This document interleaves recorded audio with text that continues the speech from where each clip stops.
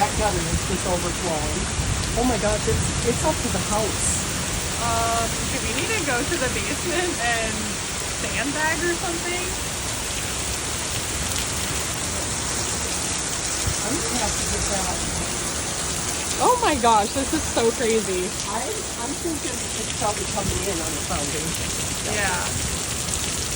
Because I've never seen it that high up. Oh my gosh.